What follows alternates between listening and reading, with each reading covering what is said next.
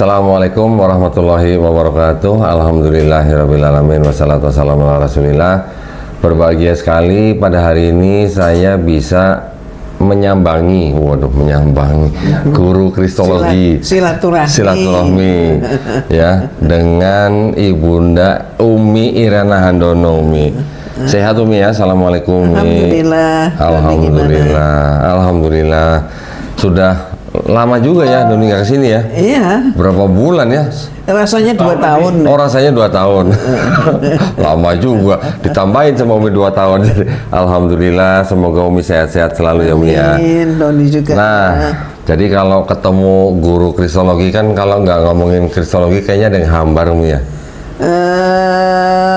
Sebenarnya sih hambar enggaknya itu tergantung lidah kita. Oh, tergantung lidah. Iya, alhamdulillah. Yang jelas, di atas langit masih ada langit lagi. Iya betul Umi. Nah seperti biasa, selain daripada kita saling menguatkan iman ya Umi ya, nah juga membentengi akidah umat Islam, kita berbicara mengenai perbandingan agama.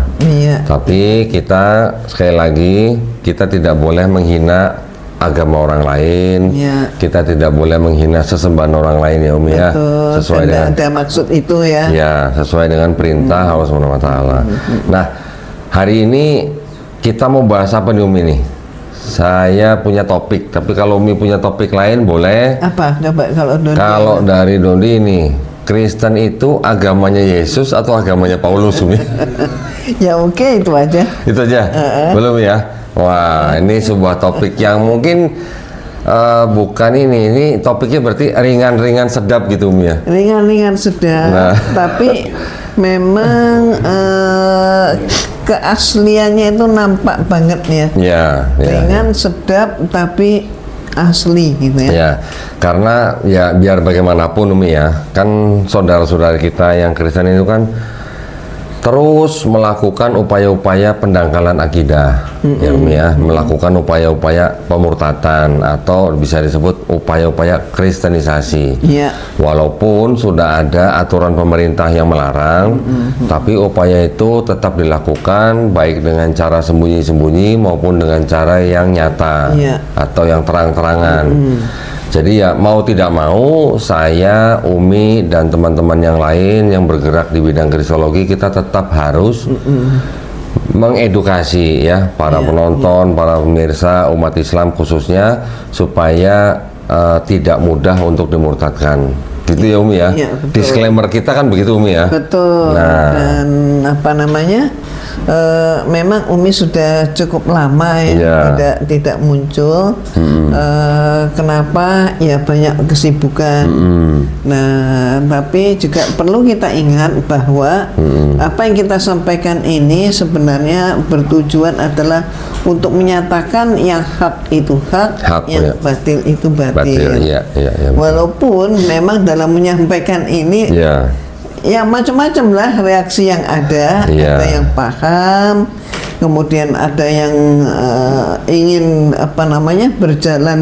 menjalani kehidupan dengan baik, benar, tapi ada juga yang kemudian melakukan karakter assassination dan macam-macam seperti itu.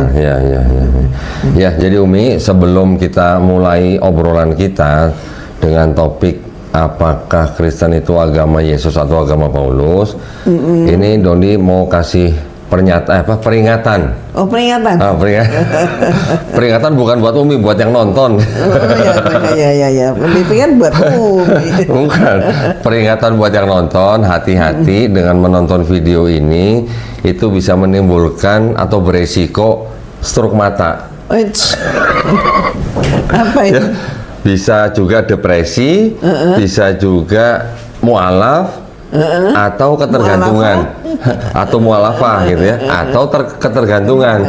Nah, jadi ini kemarin ada sepasang suami istri Umi datang ke tempat Dondi, cerita nonton video-videonya Dondi, ternyata istrinya kena stroke mata gara-gara dia stres, depresi, nggak bisa ngomong ke siapa-siapa gitu. Stroke mata, jadi ngelihat terus begitu. Nggak tahu mungkin, tapi bener sakit fisik matanya. Ya, Terus ya, akhirnya ya. sampai dirawat, setelah sembuh baru mereka belajar. Terus alhamdulillah kemarin mereka berdua bersyahadat. Alhamdulillah. Tepat pada hari ulang tahun pernikahan mereka.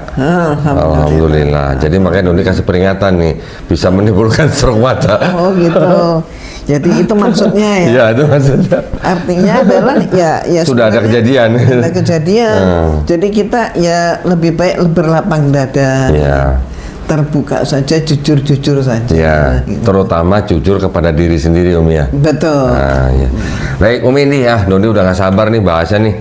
Jadi kalau tadi ada topik Kristen itu sebenarnya agama Yesus atau Paulus. Nah, menurut pandangan Umi bagaimana? Iya. Nah, Ya jelas lah ya, secara sepintas saja ya kita akan tahu bahwa sebenarnya walaupun Paulus dan Yesus itu hidup di dalam zaman yang sama, ya. hanya perbedaan selisih waktu kurang lebih 2 tahun, 2 atau 4 tahun ya, Umi ya. 2 atau 4 tahun begitu ya. Yesus lebih muda begitu ya. Tapi mereka berdua ini tidak pernah bersatu. Selalu kalau yang boleh dibilang kalau yang satu ke kanan, yang satu ke kiri. Iya. Yang satu ke kanan, yang satu ke kiri. Iya. Dan kemudian kita juga di dalam Bible pun tidak pernah dinyatakan bahwa bahwa Paulus itu adalah murid Yesus yang inti. Iya. Itu tidak ada. Betul. Sama sekali itu tidak ada.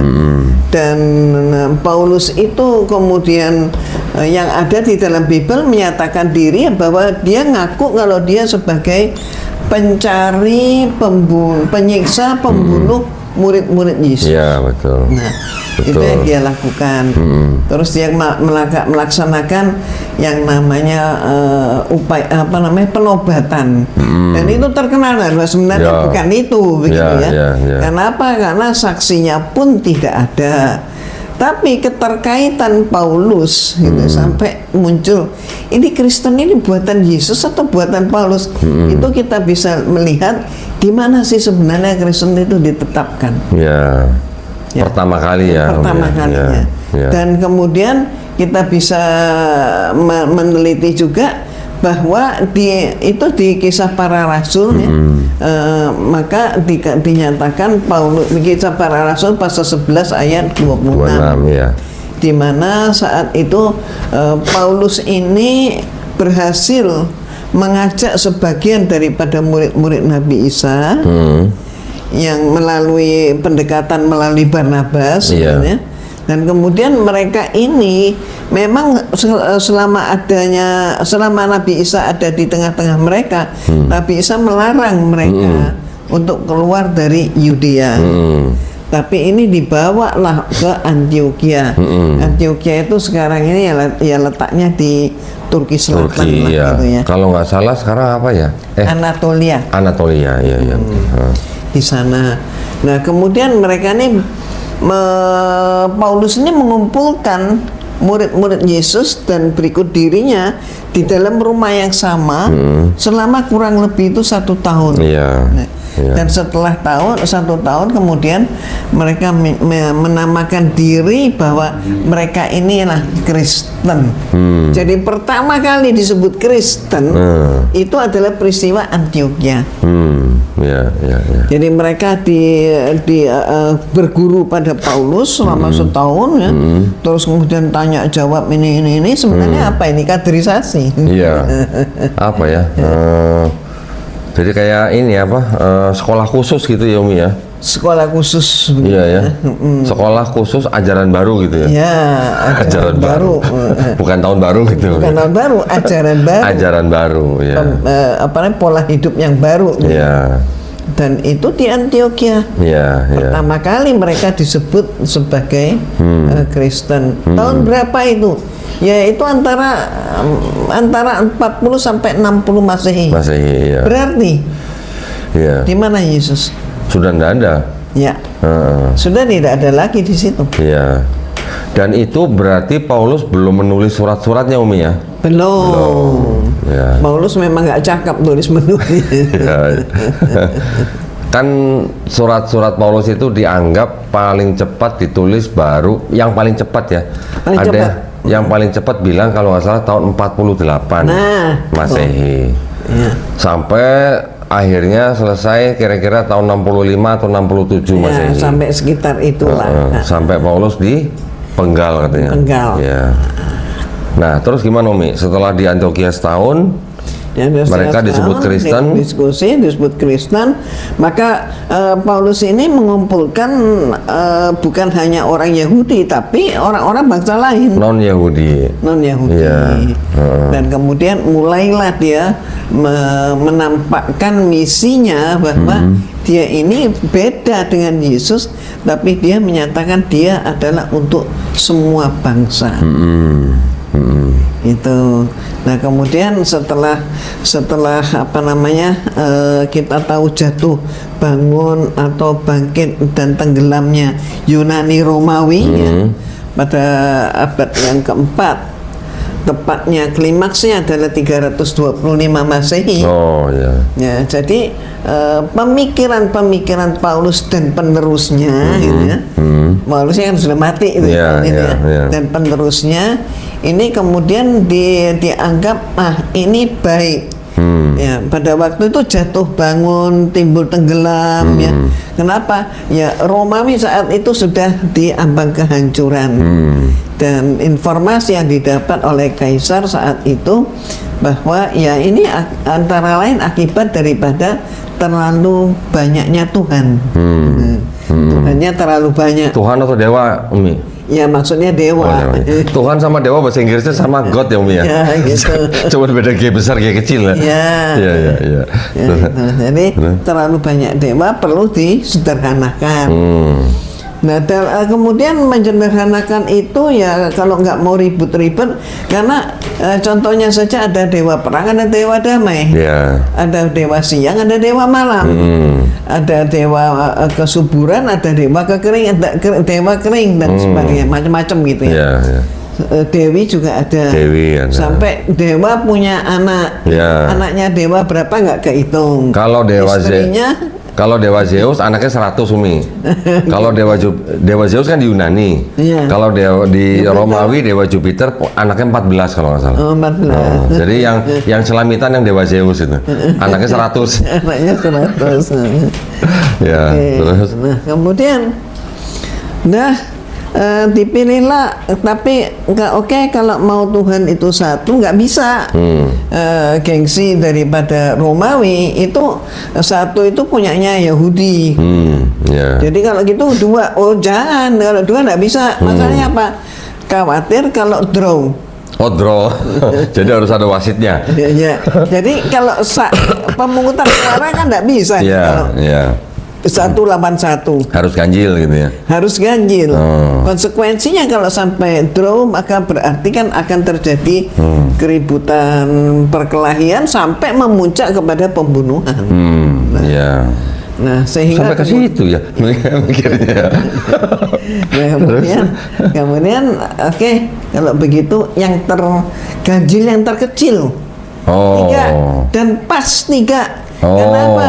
Ada pagan-pagan yang sebelumnya juga 3. Ya, betul. Dan itu berhasil eksis mereka untuk sementara waktu gitu ya. Jadi 3. Nah, kalau 3, jadi gimana ini formulanya begitu kan? Mereka tidak bisa begitu saja meninggalkan dewa bapak. Dewa yang paling tinggi. Dewa yang paling tinggi. Jadi kalau di Yunani itu adalah Zeus, tapi kalau di Romawi adalah Jupiter. Nah, ini siapa ini? Ya dewa bapak. Ya sudah, dia aja. Gitu. Maka kemudian segera diadopsi. Kalau gitu sampel, maka patungnya Zeus saat itu dipakai sebagai patung Tuhan Bapa. Jadi kelihatannya orang yang sudah tua jenggotnya panjang sekali gitu ya. Ini jadi kan konkret nih nyata. Tuhan itu ada, ada patungnya. Tadi saya tertarik Umi bilang ganjil tapi yang terkecil gitu ya. Jadi ya cuma 3 gitu ya. Kalau 1 sudah dipegang Yahudi, 3 yang berarti 3 tuh ganjil yang terkecil. Oh, pantesan kenapa nggak 5, kenapa nggak 7, ya. Ya, Kenapa karena nggak itu. 101 Nah, gitu. kalau 101 geger lagi. Kira-kira nggak ada bedanya sama sebelumnya gitu. Ya, gitu. Oke, jadi 3 karena ambil ganjil yang terkecil. Oh, oke. Terus yang kedua siapa? Ya kalau begitu pakai aja itu yang tukang ribut. Siapa tukang ribut? Tukang ribut Tukang siapa? ribut siapa? Yahudi. Oh, Yahudi. Jadi siapa? Ya itu aja yang lagi diperbincangkan di mana-mana. Maksudnya Nabi Yesus. Isa. Oh, Nabi Mereka Isa di sebut sana. Yesus ya. Yesus kalau kedua dia sebagai apa? Tuhan Putra. Oh,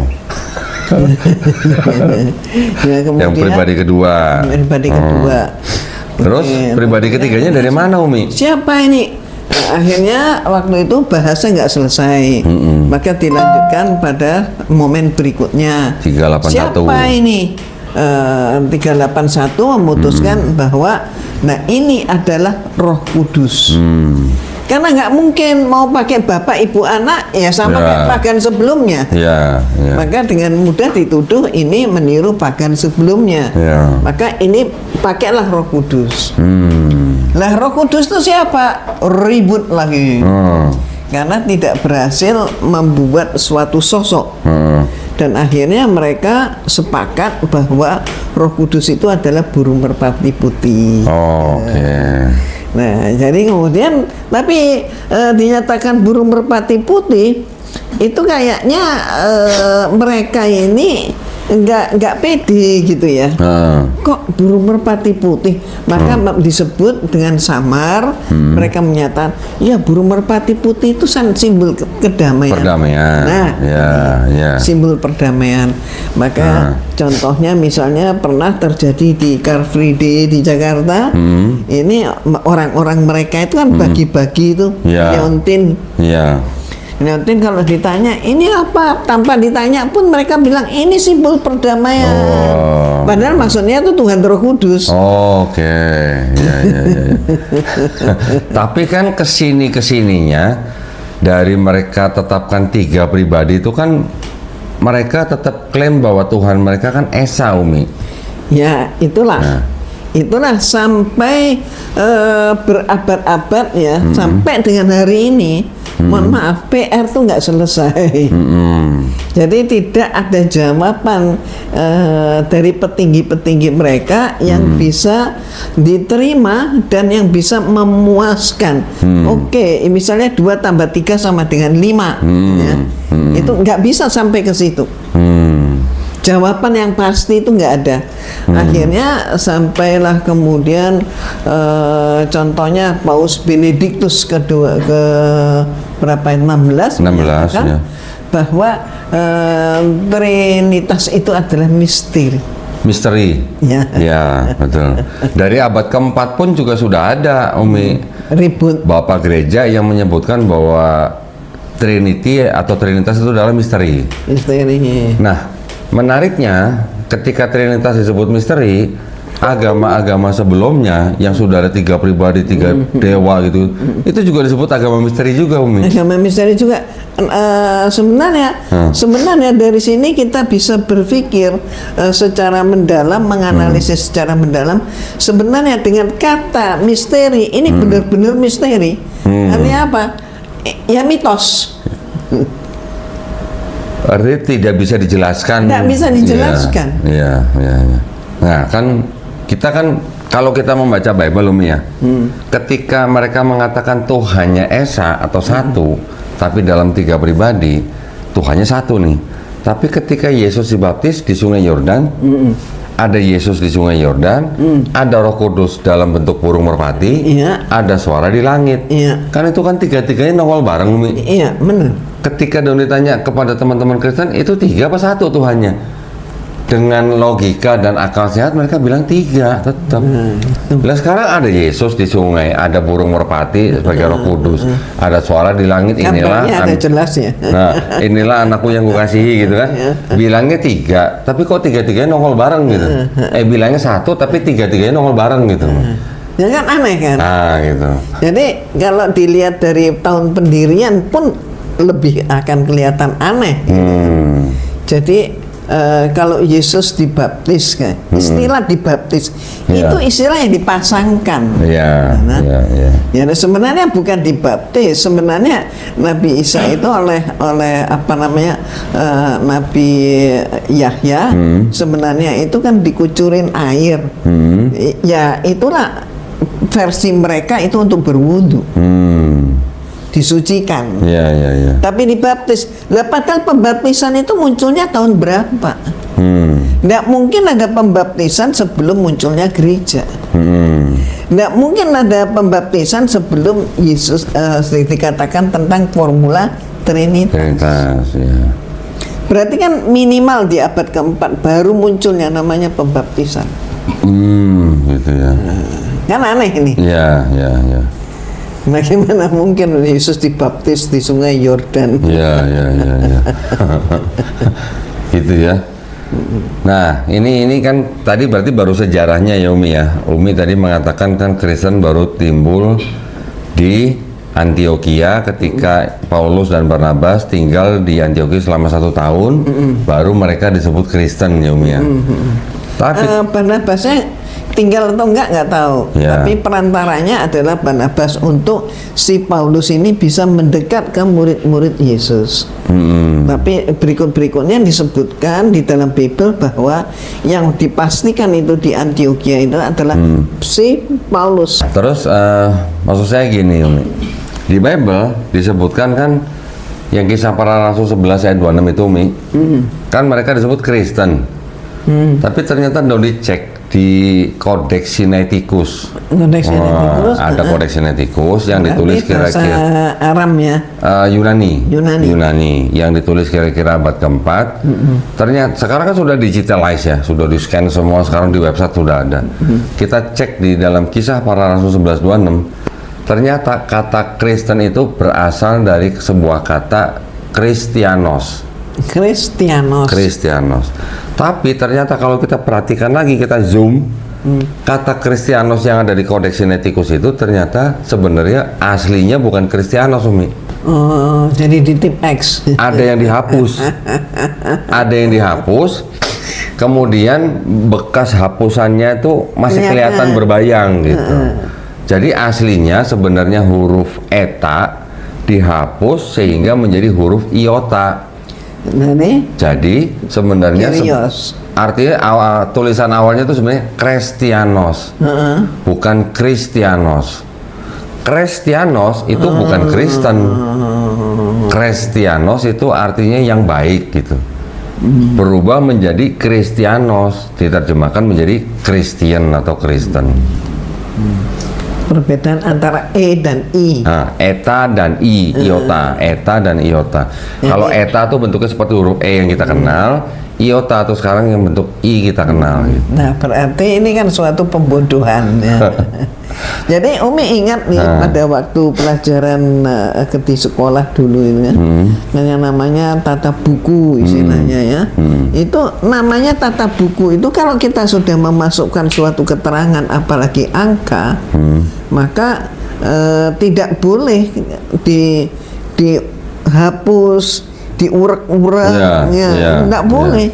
Ditimpa tulisan lain itu tidak sah. Jadi surat-surat itu tidak sah kalau dibuat seperti itu. Minimal harus dicoret, ditandatangani dan dibuat paraf. Ya itu yang terjadi Umi ya. Itu yang terjadi. Jadi naskah kitab suci loh. Oke, terus kita lanjut nih Umi nih. Dari sejarahnya itu kemudian menuju ke topik utama nih Umi nih. Jadi Kristen itu sebenarnya agamanya Yesus atau agamanya Paulus gitu. Menurut Umi gimana? Ya sekarang kalau kita melihat masa dakwah, kalau gereja mengatakan dakwahnya Yesus itu 3 tahun. Di usia 30 sampai 33. Habis itu udah nggak ada. Versi mereka katanya dibangkitkan. Berarti nggak ada kan di situ. Berarti nggak ada. Nah kemudian kalau Paulus itu mempunyai jangka waktu yang panjang. Cukup lama. 20 tahunan. Nah kemudian kalau kita melihat secara seksama, apa aja sih ajarannya Nabi Isa alaihissalam ini? Ya. Nah, yang menarik adalah di dalam kalau bukunya kita di dalam surat Ali Imran ayat ke-50 dikatakan Nabi Isa itu untuk membenarkan Taurat. Membenarkan Taurat. Loh, kenapa Taurat dibenarkan? Ya karena Taurat sudah diubah-ubah. Dan ayat-ayat Allah juga banyak sekali yang menyatakan bahwa mereka senang mengubah-ubah ayat-ayat Allah. Dan kemudian kalau kita lihat di Matius nih, nah ini, kita lihat di Matius pasal 5 ayat 17 sampai 18. Nah itu dikatakan janganlah kamu menyangka, Yesus menyatakan Yesus ngomong nih, jangan kamu menyangka bahwa aku datang untuk meniadakan hukum Taurat. Paulus kan menyatakan Taurat itu sudah mati gitu. Yesus maksudnya? Ya kalau Paulus kan bilang si Taurat itu sudah nggak dipakai lagi. Oh ya, dibilang sampah. Sampah. Hukum Taurat adalah sampah. Nah, kalau Yesus mengatakan jangan kamu sangka aku datang untuk meniadakan hukum Taurat, berarti misinya dia kan berbalik dengan misinya Paulus. Ini kan sudah berseberangan. Malah Nabi Isa menjamin di dalam Matius pasal 5 ayat 17 sampai 18, satu iota pun tidak akan berubah dari hukum Taurat. Nah, kan itu ya. Nah, dari sini sudah jelas nih bagaimana yang namanya Paulus sebenarnya tidak sinkron dengan Nabi Isa alaihissalam. Dan kemudian kalau kita melihat kemana saja sebenarnya Yesus berdakwah, nah itu pun beda, berseberangan lagi. Nabi Isa menyatakan bahwa kamu hanya untuk domba-domba yang hilang dari umat Israel.